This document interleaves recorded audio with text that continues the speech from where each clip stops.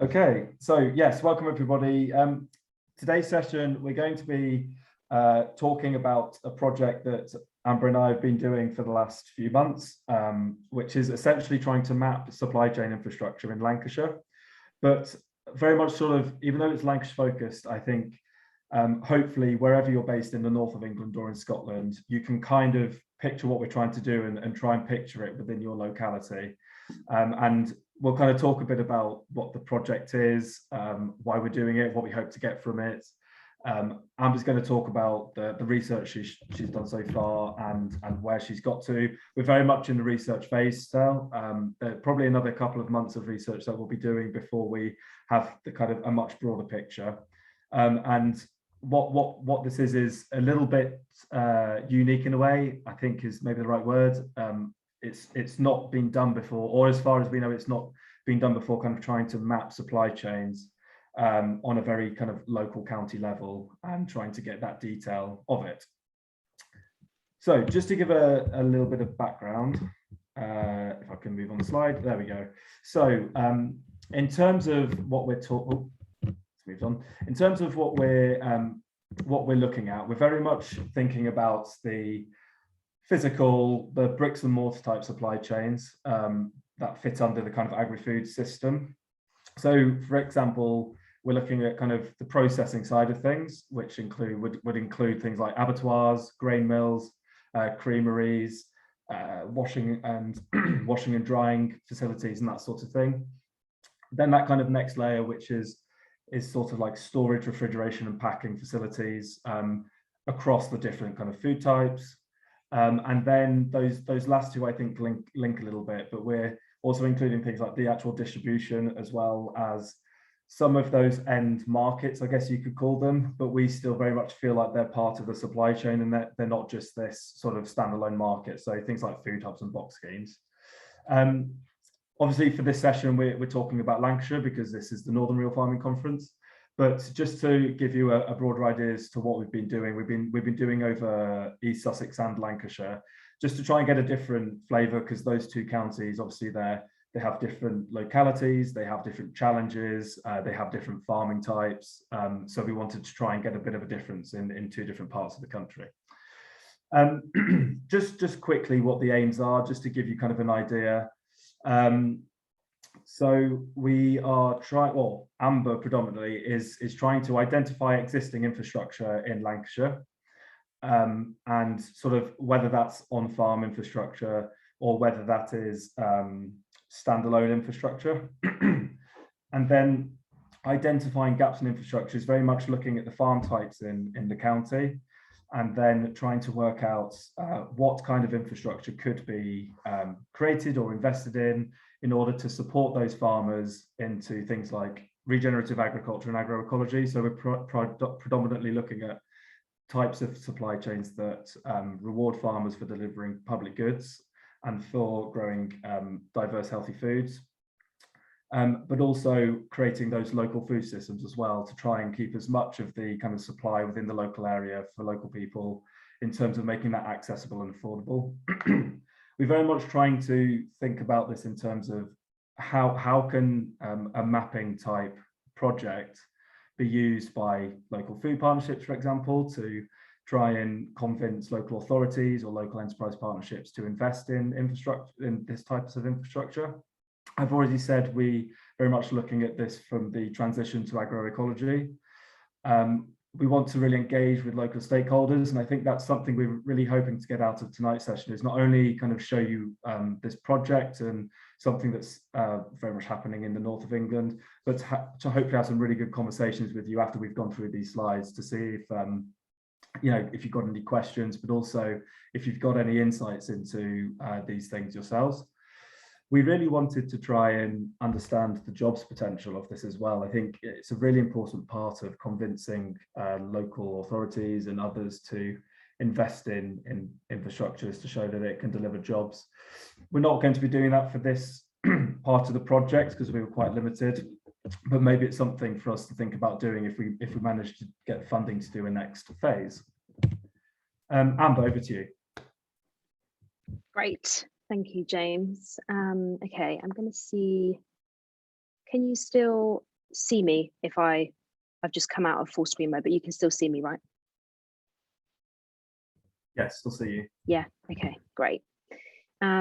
Okay, so I'm just going to dive straight in then to the content of the research. So I have pulled up this pie chart, which is basically an overview of the statistics of the types of farming that exist in Lancashire. And it's great because it's really, really up to date. This is as of September this year. And I've pulled these statistics from the Office of National Statistics, which is a government database. So I'm sure it won't be probably new news to anybody on this call, but the of what this type of information, the types of farming types that exist in Lancashire. So the two dominant farming types is the raising of dairy cattle and other cattle types, and the raising of sheep and goats at 27%. And just to give you more context to that, that translates to 560 on average holdings across Lancashire. And then the next most dominant is the growing of cereals, leguminous crops and oilseeds, and similar with mixed farming, both at 14%. And they average around 290 holdings across Lancashire. And then the second to last is the growing of vegetables, melons, roots and tubers. This is very much so the horticulture sector at 13%, and that translates to 265 holdings. And then the last and least dominant is the raising of poultry at 5%, which sits around on average 105 holdings across Lancashire. So I just thought I would give that as an overview because quite a lot of the primary research that I've done, pretty much every single stakeholder has said that Lancashire has described Lancashire as the breadbasket of the UK. So very, very diverse. And I think that's what makes part of this research so exciting. So next slide, please, James. Okay, so this is basically an overview of the sectors, the individual stakeholders that I've spoken to in these sectors. So it's been mainly the dairy sector, horticulture, and then a couple of people from the organic wholesaler sector that specialise in the distribution of fruit, veg, and leguminous crops. So I'm going to go into more context about what some of these points mean in the next few slides, but just to give you an overview. So some of what has been brought up in the research of what challenges exist in the supply chain in Lancashire and the gaps in infrastructure. So in the dairy sector, there's challenges around labour capacity. The next is plastic packaging got brought up a lot. The mainstream price of milk undercutting local production. The dairy industry being used as the scapegoat, and dairy contracts having no premiums. And just to be clear, these are in no particular order. The next one, a few people that I've spoken to so far in the horticulture sector, again, labour capacity has come up as a problem, transport inefficiency, lack of diversity in routes to market, and a lack of local food hubs.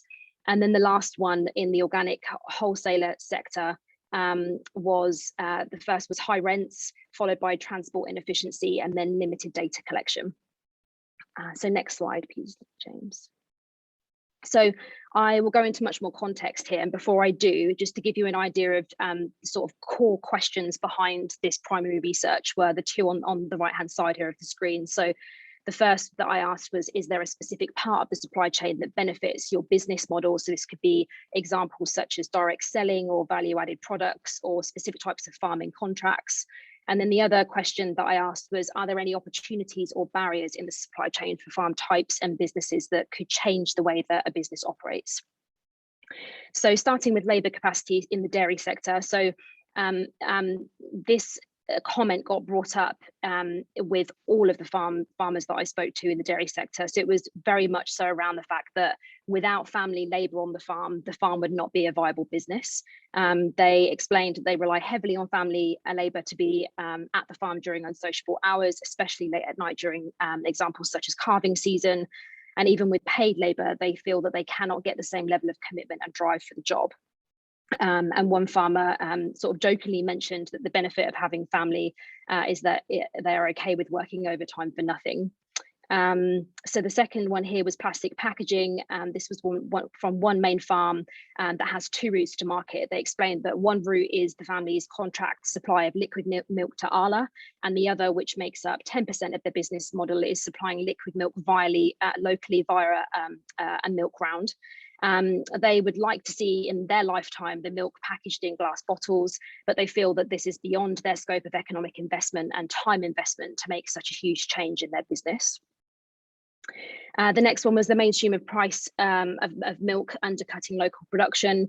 I don't think this really comes to any surprise here. So they explained that the mainstream supermarkets selling milk for less than it costs to produce. Farmers, a couple of farmers mentioned that it's not because they've become more efficient, it's the fact that the bigger, more corporate farms are undercutting everyone else, and it places more pressure on local producers constantly having to justify the way that they farm and why their prices are a little more expensive. One farmer specifically explained that nobody's going to overpay for anything. The priorities of everyday working class people is about feeding their families. And then the next one here is the dairy industry being used as the scapegoat. So this was an interesting one and very pertinent, I think, at this time. So a couple of farmers mentioned that they're tired of the narrative in the dairy and meat sector being so negative, and it has to change. They explained that dairy farming is repeatedly being used as the scapegoat, and not enough emphasis is being placed on the differentiations of different farming methods. So now more pressure is being placed on dairy farmers to share their story of farming with the general public and across the social media, which isn't necessarily wasn't necessarily put forward as a bad thing, of having to share more of their story. And then the last one here was dairy contracts and no premiums. So two farmers that I spoke to explained that the supply of milk is most of the supply of their milk is contracted with the farmer cooperative ALA. So most two of these farmers explained that this benefits their business in the sense that it provides them with a stable income and allows them to focus their attention on farm activities. But one of the barriers to supplying liquid milk to a larger organisation such as ALA is that there isn't any differentiation among others, because the milk is essentially all poured into sort of one lump. So one farmer mentioned that he would like to see his milk separated out as pasture raised milk, marketed as such, and he should have a higher premium in return over intensively farmed milk production. So I'll finish there with the dairy sector and move on to the horticulture sector. So a similar one here in terms of labour capacity. So one commercial grower that I spoke to mentioned that they are constantly working at reducing the amount of labour that they require to do a specific job on site. Labour capacity determines the types of crops that they can grow to some extent. They explained that they've really veered away over the last few years from the sort of labour that they use, and trying to become more efficient in the labour as a priority, which is a priority of theirs. One example they gave was tender stem broccoli, and how they couldn't grow it because they didn't have labour at that particular time of the year, and it requires cutting every day. They also recognise that it's a premium item that they could get a decent markup on, and if they had the labour during the slow season, which is when you can grow tender stem broccoli. So not always having the staff that they need at specific times of the year is a real problem. They also touched on the technological innovation in the horticulture sector, and how one commercial kale grower specifically is partnering up now with industry to find alternative options on their site, such as automatic planters. They explained that the mechanical application of planting could be an advantage and would allow for labour to be used in other parts of the site where they need it most. And obviously there's critiques to be made around this, and maybe what problems it could pose in other areas of local production, which perhaps we can go into a bit more detail in the discussion. But they basically explained that they really feel that the veg sector in the future will have to become more processed for volume suppliers. The priority is that they always need to reduce the cost of production and tighten up how much labour they use on site. So the next one here, transport inefficiency. I've actually combined transport inefficiency with the wholesaler part of this research too, because they both said pretty much similar things. So both the wholesaler and the commercial grower that I spoke to mentioned transport being a problem in their supply chain, specifically in the wholesale sector. The person I spoke with explained that they in their organisation have their own fleet of vans, which make frequent pickups around multiple farms. But to make their business more efficient in time and costs, they want to get to a stage of using much larger vehicles in order to reduce the trips that they do, and also reduce the emissions, and making the whole operation more environmentally and economically efficient as they can. In both the wholesale and growing of veg, both sites said that they need to match their principles of sourcing and growing quality veg with distributing it sustainably too. They explained that they've looked into electronic vans, and these have been a long-term vision, but until the technology is there to allow electronic vans to travel much larger ranges, it will be a distant goal. And then the last one here for this sector was the lack of diversity in routes to market and the lack of food hubs. So two growers explained to me how there needs to be a real push for more varied routes to market. This could be through essential food hub and varied wholesalers. They explain there might be more individuals in the chain if this happens, but ultimately they're shortening the chain of events that happen from farm to consumer by having food hubs dotted around across the region to supply into. They explain that the ideal would be that farmers markets could also work out of these models to allow individual businesses to have cheaper rents. And they explained that the push for them is that local authorities need to decrease high street rent rates, for example, and these spaces could be used as multi-enterprise hubs for local food businesses. And of course, examples were given how during lockdown it was the decentralized local and regional food systems that were fast enough to react.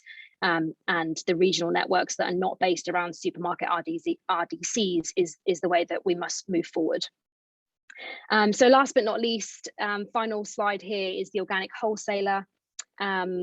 So this was an interesting one around high rents. So they explained that an infrastructure challenge for them is based in near Manchester. I think they spoke about the exorbitant rents that and service charges that they pay the council-owned market premises that their business runs from.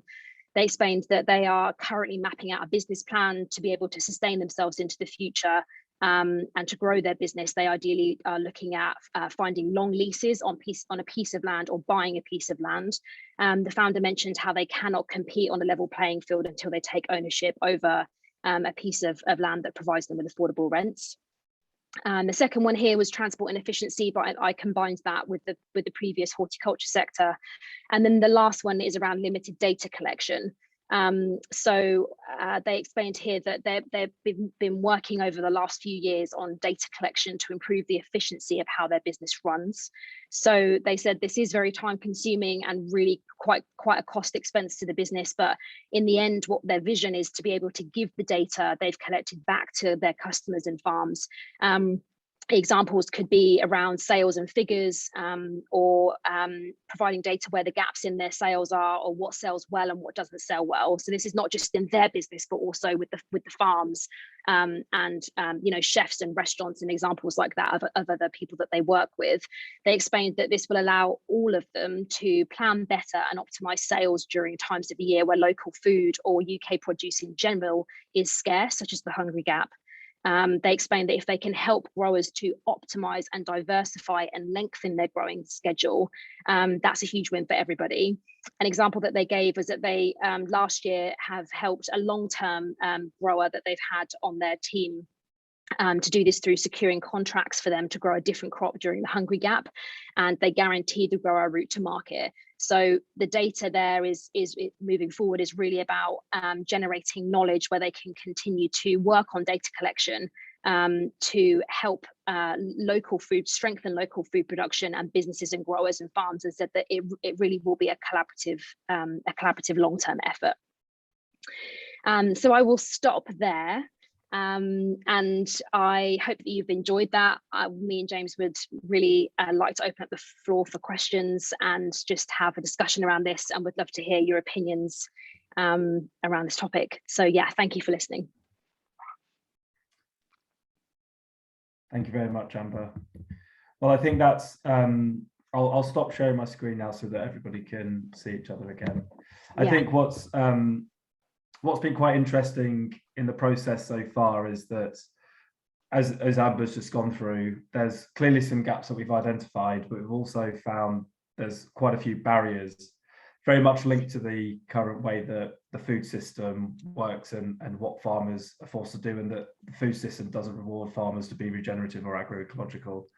And that's where we would also like to go in the future moving forward. I think the next phase, if we could do more of this mapping, is we'd really love to map what if a 50%, 75%, 100% of farmers in Lancashire decided to transition to regenerative agroecological farming systems, I'm sure that would present a whole other sort of load of different types of infrastructure that would need to be invested in. So yeah, I think it's been a really good process so far. And as Amber said, it would be great to hear if anybody's got any questions, if they wanted to bring in their own experiences and their own sort of knowledge around this in Lancashire or in the north of England more widely. That would be really interesting to hear. And yeah, that feels kind of up to opening it up, really. And I should say, if you want to come off mute and ask a question, please do. But if you want to put it in the chat, we can kind of go through the chat as we kind of go along for the last sort of half an hour or so, depending on how far we get. So, yeah. So there is a question in the chat. So maybe we could kick off by putting that forward. So John has said here, are there areas in the world that have a good local supply chain infrastructure that could be copied? So yeah, it's a good question. Do you want to go, James? Yeah, no, it's a very good question. I think I remember, Amber, when we were first talking about this, we kind of considered this a little bit because we felt that maybe there are examples in other parts of Europe where it's kind of similar enough to the UK to contrast and compare. I think the difficulty is understanding the sort of how politics, for example, work in different countries and how local government works compared to other countries and what they can and can't do and things like that. But again, I think if we had more time and we have a second phase, I think it would be good to look at that and kind of try and understand where, say, in France or Germany or other kind of similar countries with similar climates and similar types of food that's being grown. Yeah. I mean, if John, I don't know. Oh, sorry, go on, Amber. No, you go. You finish. No, I was just going to ask John if he had any kind of knowledge or experience, but if you want to come in, Amber, yeah. Mm-hmm. Yeah, John, please come in whenever you feel like. Yeah, I was going to say that Italy seems to have quite a good structure. When you look at how they can get, there must be some measure where you can measure how much of the food's getting to the local people. That would be useful. You could have that measure, and you could measure different places and then look at what you're looking at based upon that. Mm-hmm. Yeah, definitely. Yeah, it's a really good point. And yeah, I think like James said, it's always worth looking at good practice that's happening globally. And I think that's something that we would like to do. I think like a lot of things that we're sort of always restricted by time and funding on these projects. So I think that's something that would be really useful for us at some point. And I suppose just to sort of continue on from your question, John, and what James said, I think I don't know much about sort of best practice in terms of supply chain infrastructure that's happened globally, but I was just thinking about City University, and they recently released a report on the value of food hubs. So I think there's research that's happening around different parts of the supply chain individually, but perhaps not entirely in terms of this type of research that we're doing. So yeah, it's something to consider, I think, moving forward. So I was just wondering, like how many different businesses you sort of spoke to, you know, how sort of common are all those challenges? I mean, is it a collection of challenges, or can you sort of identify key ones from how many different businesses came up with them? Yeah, it's a really good question. So it's varied. So we started this piece of research in East Sussex, and I think I probably managed to pick it up quite quickly because I'm based in Sussex, and so I had quite a few contacts already that I was able to kind of tap into to conduct the primary research, and then I matched that with some of the data and contacts that I was finding from sort of the hard data that I was researching on government databases, and so yeah, that's the Sussex one. There was lots of people that we spoke to across quite sort of varied parts of the supply chain, and I was sort of trying to as I was going along, tried to make a consensus of some of the most common themes that were coming up. And there definitely was common themes that were coming up once we'd sort of were coming to the end of the research. But in terms of Lancashire, I'm just at the beginning, so I don't know what those common themes are yet. But I have spoken to a few farmers in the dairy sector. And as I mentioned in the presentation, labour capacity is definitely a common theme that is coming up in the dairy sector. And then the food hub thing and feeding into shorter supply chains and wholesale distribution hubs, that came up in the horticulture sector across both people that I've spoken to. So I think we'll start to build more of a consensus once I continue to speak to more people. But I think that it's been a slightly slower process into Lancashire because it's new territory for me. So finding people and the time to connect doing the primary research has been a bit slower. So I'm looking forward to building a bit more of a consensus once I can speak to some more people. Yeah, does that answer your question? Yeah. And I don't know if you know Rachel Marshall at Lancaster University. Okay. Yes. Because Rachel will be really useful, I would have thought, in giving you contact. Yeah. We've spoke to her a couple of times, haven't we, James? And yeah, she's been a big help. And we've also been able to, I think, and if anyone can provide any more contacts around this, but we've also, the NFU have been fantastic in some of the, I guess they're kind of farmer groups, they call them, and it's been the other way around where farmers have contacted me. I've put out a call and farmers have contacted me, and that's been really helpful. So any more local food partnerships so that we can push this research out to, so that I can start to speak to more stakeholders is really welcomed at this stage of the research. Yeah, and just to add to what Amber was saying there, one of the, maybe a couple of the really key things we want to get out of this is providing like mapping that local food partnerships, like for example, the North Lancashire Food Partnership could take this mapping, and they could actually then start to lay out in their like local food strategies and their food security strategies and things like that, and start putting that to the local authorities in their areas, and starting to show how investing in the supply chain infrastructure here can deliver nature and climate outcomes by helping farmers transition to regenerative types of farming, for example, and how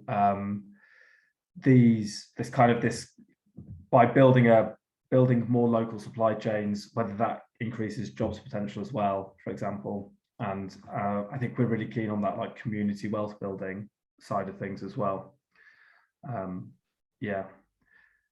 So yeah, it's been interesting. I think some of the common, I definitely think the food hubs thing has been a common theme over both counties.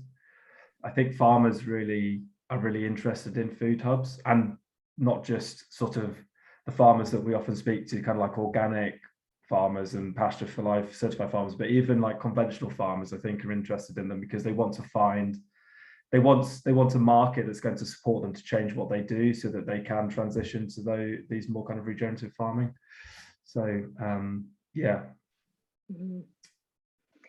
Yeah, perhaps I can, I mean, if anyone has any questions, please, speak up or put them in the chat box. But I thought maybe I could throw a question out if anybody could, shed some light on. So I guess similar to what James has said, we're really interested in knowing what the existing infrastructure challenges are in Lancashire, and that's been sort of a slow process in finding that. I'm finding that more of that type of information is not on databases. It's more around the primary research that I've been doing, and so I'm just interested to know if anyone in this call, whatever organization you are in, or if even in your local area or farms that you speak to, perhaps if you know of any infrastructure that exists, or if there's limited infrastructure around certain areas that you feel could be invested into, because it's quite hard to find the right contacts. I think often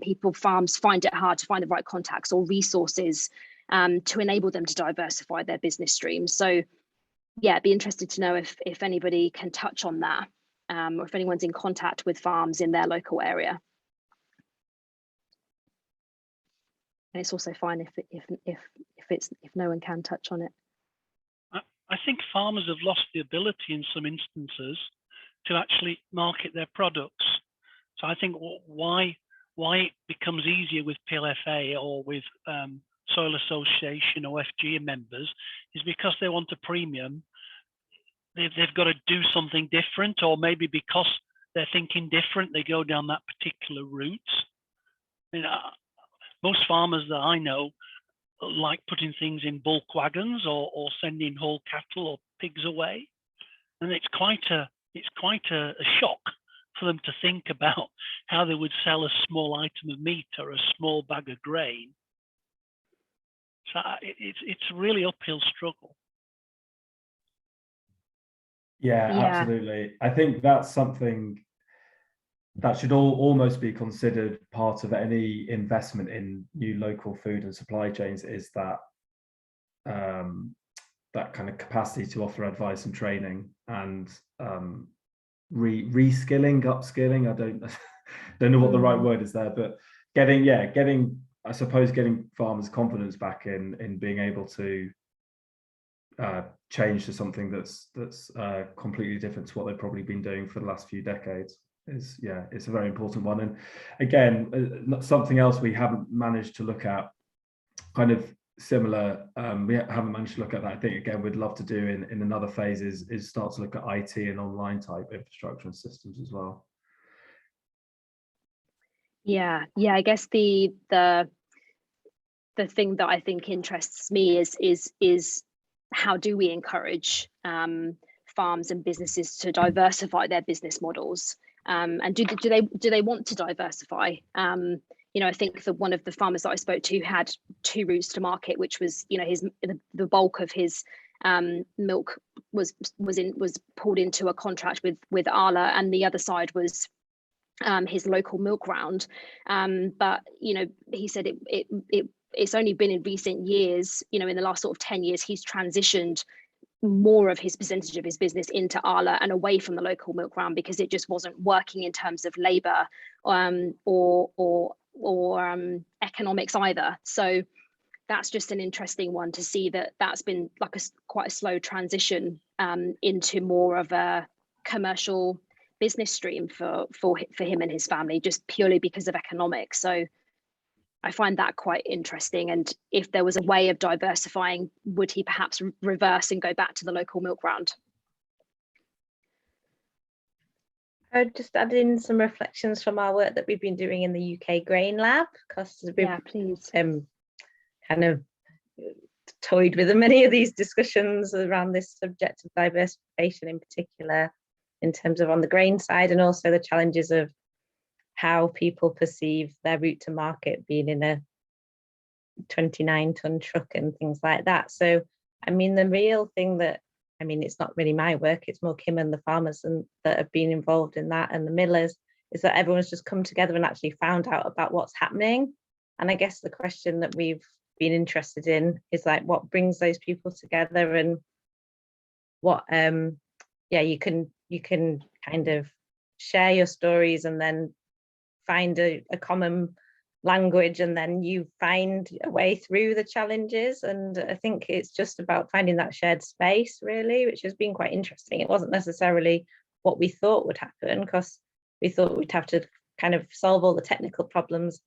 At ORC, we developed this genetically diverse wheat, for example, and we couldn't find a route to market for it. But then all it took in the end, not all, but is that a baker wanted to work with it, and then things did fall into place. So it's kind of finding something to gather around, and then things kind of do fall into place somewhat. And I think it's quite interesting, that just how you build that, and if it will vary from system to system or location to location. But it wasn't as, we did do some mapping of infrastructure and what was needed in different regions in terms of mills, and very loosely, but really it was the people coming together and having those conversations that made the change happen. It's only small changes, but there is some change happening.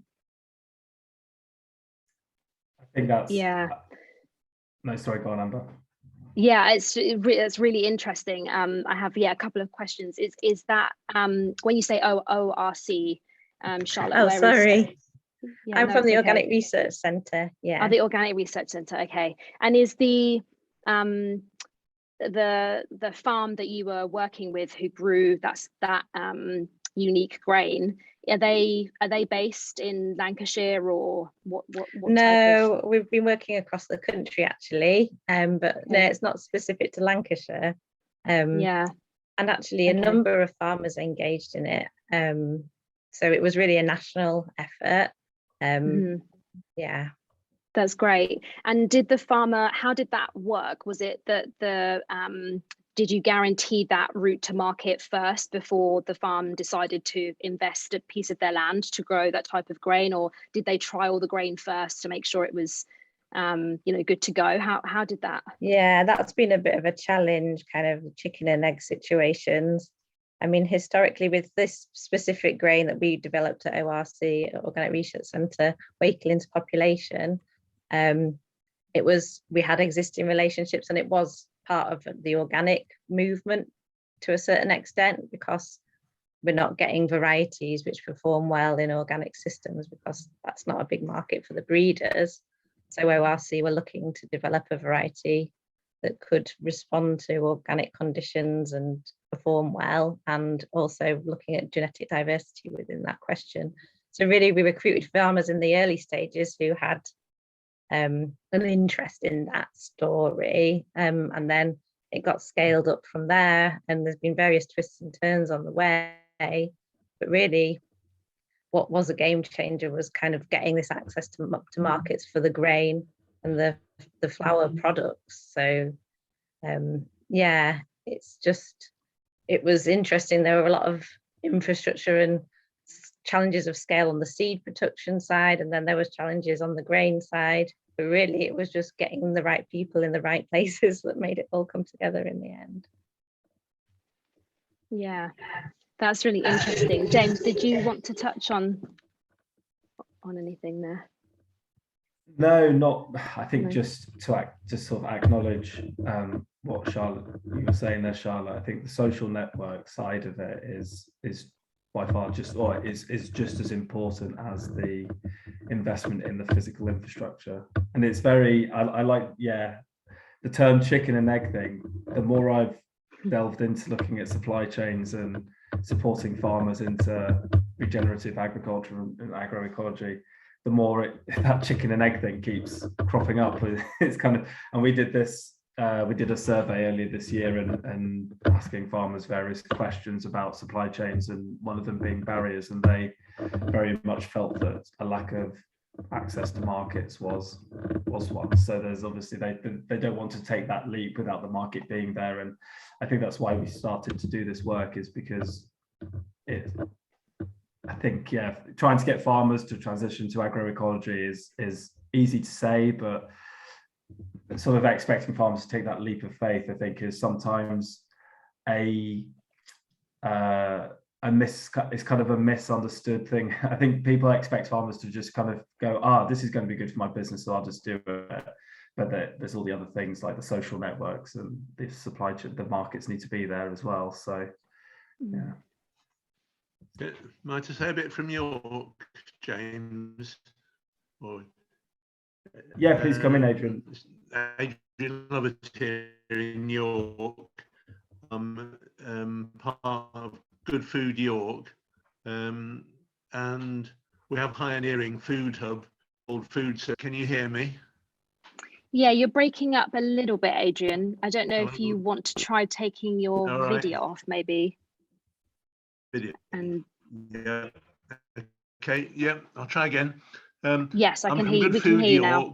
And we know well Joe Fennerty, who's running Food Circle, which is a pioneering food hub based in York, with I was going to say a handful, maybe two handfuls of farmers who supply him, but they're from North Yorkshire rather than from within the York boundaries. So we're trying to tackle it from both ends. We'd like a lot more regenerative agriculture, because that would produce the local, seasonal, healthy, nutritious food that we need. But we also need local consumers in York to be aware of it and be prepared to buy it. And so there seems to be a whole communication thing about, can we get these things both to grow at a system that's working already? And part of that is the difficulty of not just working with City of York as our local council, which has got lots of consumers but not much land, and then North Yorkshire, which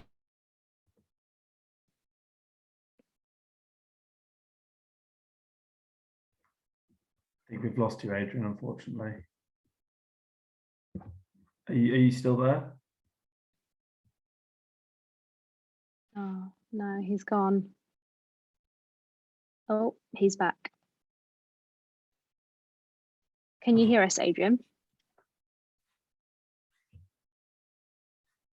Okay, maybe we can wait for Adrian to come back. There's a couple of questions in the chat box. trying to looking for something out of the systems need to be. Oh no, the joys of trying to do things online sometimes. Virtually. It's never completely smooth, is it? Well, Adrian, if you're having sort of some Wi-Fi problems, feel free to kind of pop what you were saying in the chat. I don't think we quite caught the end of it there, unfortunately. Okay, I'll try and do that. Yep. Sorry, Adrian. Yeah, sorry. No problem, no problem. No. Shall I read Sonia's question out? Yes. So Sonia, hopefully I've pronounced that correctly. So would you please share more about farmers and food hubs? How do they envision their support? Where would they want to see themselves located? Apologies, I don't have access to my mic. Do you want to touch on? Yeah, I can touch on that.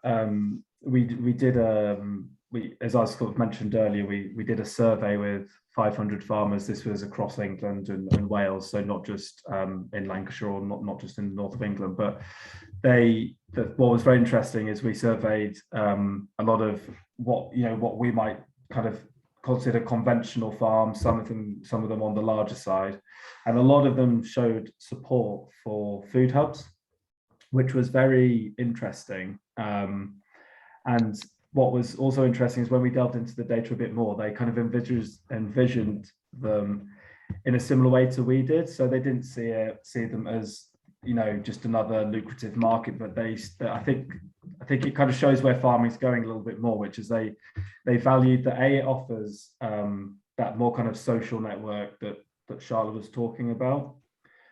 B, that they can have kind of multi-functions to them, so they could provide storage facilities, or they could provide the kind of packing and distribution facilities, which are sometimes not economically viable for a farm to have on its own. And they also recognize that food hubs tend to, from our experience as well, but tend to pay farmers fairly for what they produce, and provide that kind of closer connection to the consumer without having to do direct sales as well. So I think it was quite interesting to see farmers kind of envisaging them in that sort of way. And where they wanted to see them located, I'm not sure exactly, but I think they very much saw them as, one farmer described them that they could be like a food anchor institution in your local authority area, for example, where kind of like how an NHS hospital or something like that is seen as an anchor institution. They kind of described it in a similar way. So I think very much we're wanting to see them embedded into their local area in such a way that they deliver more for their community than just being a middle person for a farmer to supply to, and then for them to sell their food onwards. So I think food hubs in particular are something that seems to be capturing with farmers, which is really quite interesting. Charlotte, you've got. Can I ask a question? just another maybe chicken and egg thing, but it's all around this question of labour and kind of, there seems like there's this push to be reducing costs via spending less time on things via people. But then there's also this desire to have kind of more vibrant communities around food, and obviously that's going to require more people, and like, how do we balance that? And do people realize that that's going to cost money? And like, how do we support that in the sector? And yeah, is it kind of, because these things can't just spontaneously happen, can they? So how will we support it to make it happen if we don't have anybody to do the work, sort of thing? Yeah, it's a good question. Yeah, it is. I mean, I maybe think I that's would- something. Oh, sorry, go on, Amber. No, you go. I was just going to say it's something that I would pose back to you, Charlotte. Is yeah, it's a big question. It often feels like that's what clashes, is this need to produce more and good quality food, and then there's this kind of sort of underlayer of that, of potentially mechanization, of trying to reduce people on farms. But actually part of, at least in sort of my view, part of the agroecological movement is to try and bring people back to farms and increase livelihoods in the rural areas and increase livelihoods in farming. So yeah, how do we strike that balance? I'm not sure. Yeah, maybe that's something. Sorry, I've got a bit of a hoarse voice, so my throat keeps going. But maybe that's something for us to be asking farmers in the next couple of months, Amber, when we're speaking to some of those commercial horticultural growers, for example, and try and understand that. Because my assumption, and having spoken to farmers, not part of this work, but previously on that, Charlotte, I think is it's very much they see that the current system is almost forcing them down that route of trying to be a lot more efficient. And if they could, I think a lot of those farmers would, if they could be paid fairly for what they produce and things like, and kind of rewarded for doing public goods delivery, and if their businesses were more economically viable, I think a lot of them would want to be employing people. And I think farmers in general would. I mean, some of my family that farm, they always talk about being at the heart of their community and things like that, and that those people who work on the farms and things are heart of their community. So it's a bit of a juxtaposition, but yeah, maybe something for us to be asking some of the horticultural growers we'll be talking to in Lancashire over the next month or two. Yeah, definitely. It's a good one to bring forward. So there's another question here from Eliza. So you were asking about international experience. I am an author, journalist, activist living in Switzerland. I know frequent examples, maybe, or F.X, that in France they have what they call magasins des producteurs. These are, hopefully I've said that right, these are local farmers who cooperate in running a shop for their products. I understand this is a structure legally regulated and very successful. That's great. Thank you for putting the link in there. Yeah, we'll definitely check that out. And please come in, Eliza, if you want to touch any more on that. And then Adrian, you've spent some time writing all that out. Thank you so much. Do you want me to read it, or do you want to try and test your mic again and see if you can say it out loud? If not, I'm perfectly happy to read it. No, I think you better read it. Yes, it's still, the internet's still not great. Okay, so we have a great pioneering food hub called Food Circle in York, and a circle of regenerative farmers around our agricultural hinterland in North Yorkshire. We want to grow it from both ends to get consumers in York and the other towns such as Harrogate and Scarborough to be more aware of and keen to buy local seasonal nutritious food. And in parallel, to be able to convince farmers that if they switch away from chemical industrial farming, they will be able to sell their produce. So what I am seeing is not gaps in a system, but the problem of scaling up from small beginnings across the whole system. Yeah, that's really interesting. Adrian. Yeah, James, do you have anything to say on that one? I think that the switch away from chemical industrial farming that's the crux of it, isn't it? It's a difficult one for farmers to make that switch when subsidies are ultimately fueling that.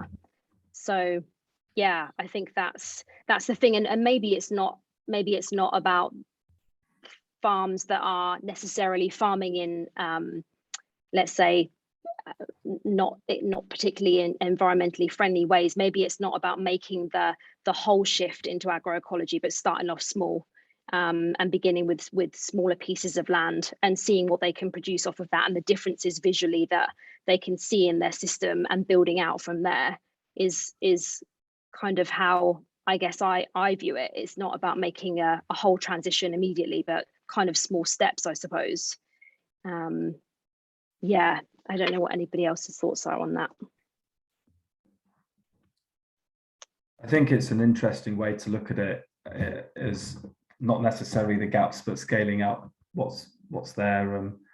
I think that's where it would be very interesting to model, try and kind of piece together mapping supply chain infrastructure and modeling it against kind of a shift to regenerative agroecological farming in Lancashire, and if we were to map other counties, and kind of understand what, if you could scale that up.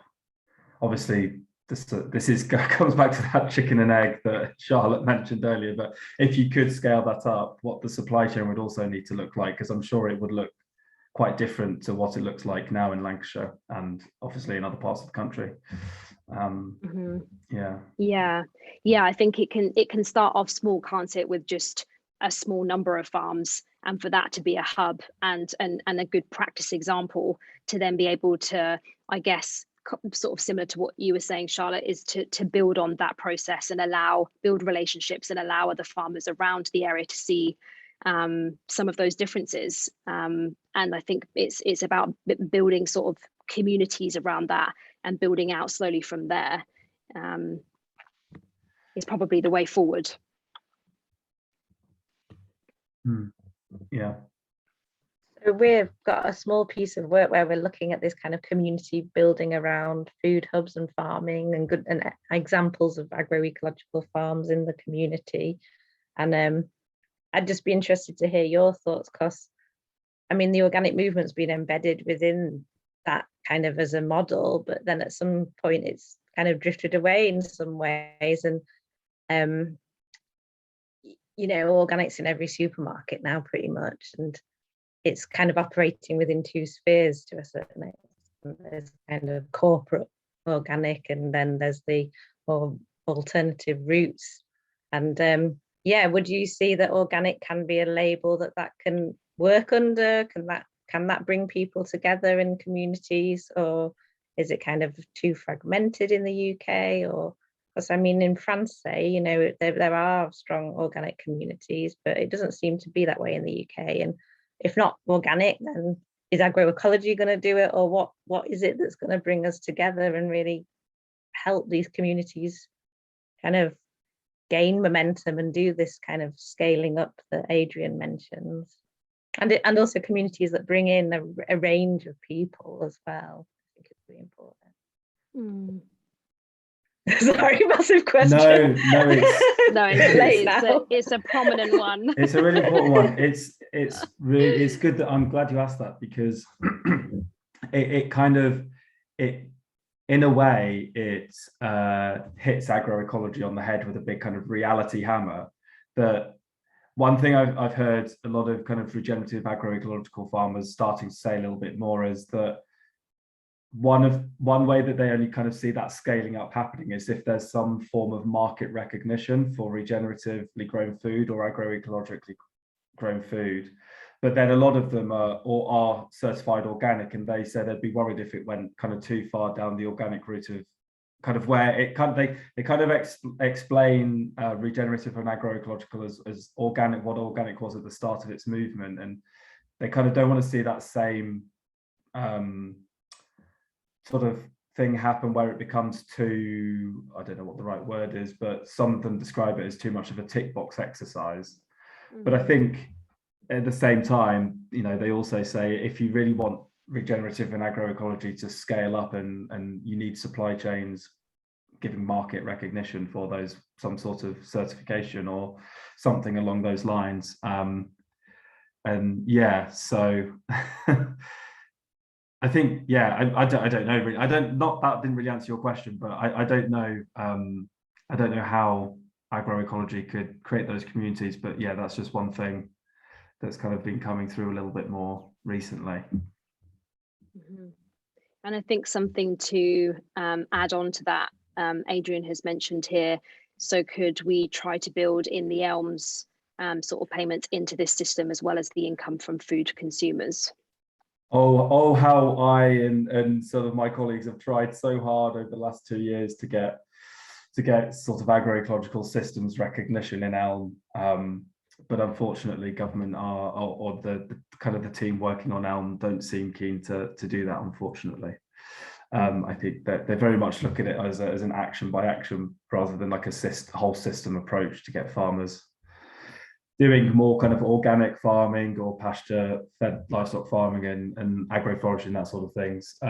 So we're still trying to convince, we're still trying to get them to take that approach alongside this, what they call an asset-based approach. And we shall keep trying for at least the next couple of years. We're actually, interestingly, I know this is a little bit of a side, kind of go off on a side, but because it kind of links into the market recognition thing, but we have got DEFRA to test out an agroforestry element to ELMS, which is really positive.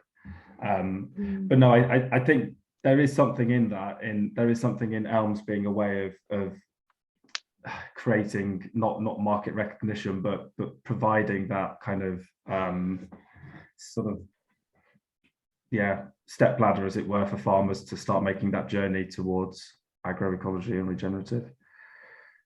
Mm-hmm. It That's could good. be, yeah, the backbone that kind of think people can gather around if they're seeing like, oh, well, we want to transition to this system and that's what's been supported, then yeah, it could help be a lever. But we'll see. Yeah, definitely creates a good entry point, doesn't it? For hopefully an opportunity for shifting that mindset and perspective among farmers to maybe take that small leap and opportunity. Definitely. Yeah, and I think in the context of supply chains, again, to use the kind of chicken and egg analogy, we did some research early this year around local food and making the case for local food, and interesting, we found that where farmers have converted to organic, they've often then looked to create a market or try and I'm in a conference call. Stimulate a market. In a conference. So I think, you know, ELM could be a good way of creating local food systems because if it's getting farmers to become regenerative in agriculture, those farmers then tend to look at alternative markets and try and build those markets. So it's an interesting kind of angle to come at it, but I think it's a good one for us to kind of bear in mind, actually. Sorry, there's very much a social element to all this as well, isn't there? Which, yeah, sorry, I kind of took it off track for you because it's part of the puzzle, but I think there's still like we maybe would need to build these social networks to then really identify those real needs for the local kind of infrastructure, kind of trigger points, which would really make a big difference for what they are. But at the moment, seeing as the networks aren't all there and they're all quite fragmented, it's quite difficult for them to come together and say what they really need to like make the change happen locally, I imagine. I don't know if that's what you're finding in some of the conversations you're having. Yeah. There's a couple of more questions here. So this is back from Adrian with his example from York. So we are trying to find a way into a regional equivalent of ELMS, so to shift some funding away from flood walls into support for regenerative farming, but that means us trying to work through the local enterprise partnership across 2 or more local authorities, and they are more hooked on enterprise so far than on sustainability. Okay. Do you want to touch any more on that, Adrian? If your mic will work. It's okay if it doesn't.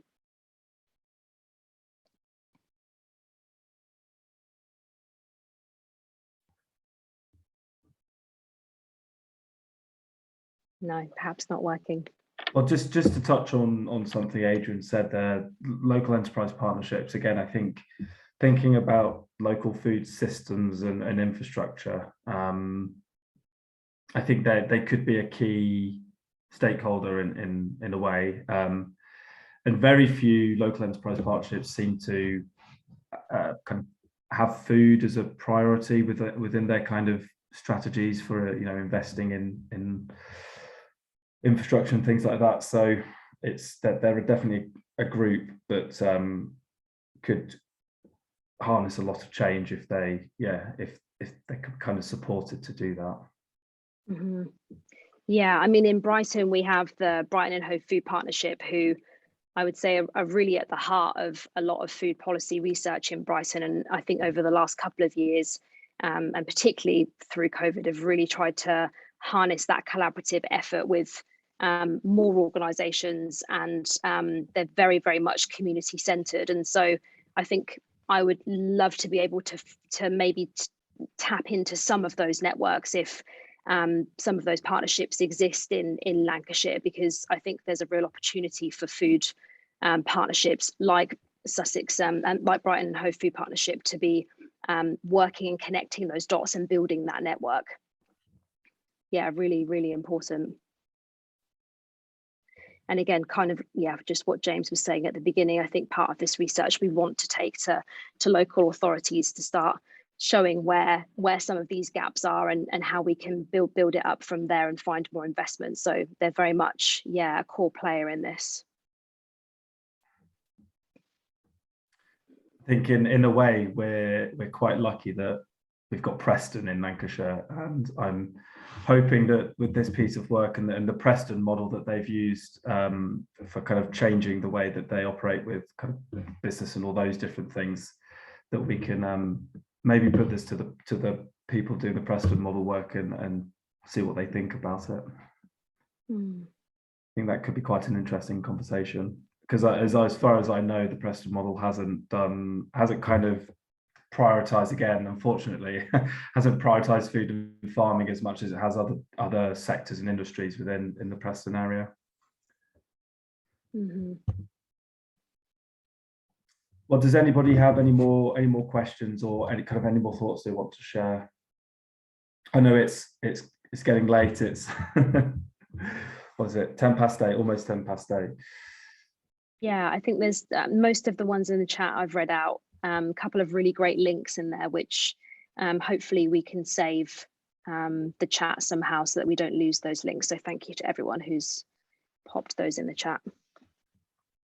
Yeah, thank you. And if you'd be interested, we can try and get you the final report. We're hoping to do that by February next year. So if you would like to see it, be more than happy to kind of share it with you, and maybe the Northern Real Farming Conference could share. I don't know whether GDPR allows it, but could potentially share your email addresses or something. Or if you don't want it, then that's absolutely fine as well. But yeah, maybe I'm not sure exactly about the email addresses, so maybe it would be useful to, if you collected email addresses now here in the chat, for example. Yeah, that's a good. And the other thing, of course, is that if anybody is on the mailing list, then we could mail it out to everyone that was at the conference, if you see what I mean. If you produce a report and it goes up online somewhere, that would maybe be the easiest, and it would reach lots of people. Yeah, that's a really good idea. Thank you, Nina. Well, yeah, if you want to share, if you would like us to send you the report and you want to share your email address here, do. Otherwise, we'll ask the NRFC team to send it out on the newsletter. Yeah, and I'm also just placing my email in the chat for any of those that would like to contact me to get involved in the research or follow up on discussion. That would be, yeah, really welcomed. Lovely. Yeah, lots of, thank you. Yeah, well, thank you very much, everybody, for joining and taking some time out this evening to come and listen and share your thoughts and questions. And yeah, unless anybody's got anything else to say, we could close the session there. Give you some of your evening back.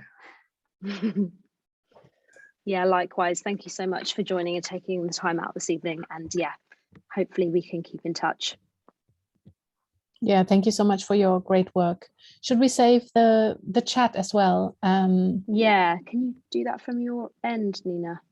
I probably can. Yep. Okay, lovely. Great. We'll end it there then. Thank you very much, everybody. Thank you so much. Thanks so much, both. That was great. Thank you. Have a good evening. See ya. Take care. All the best. Bye-bye.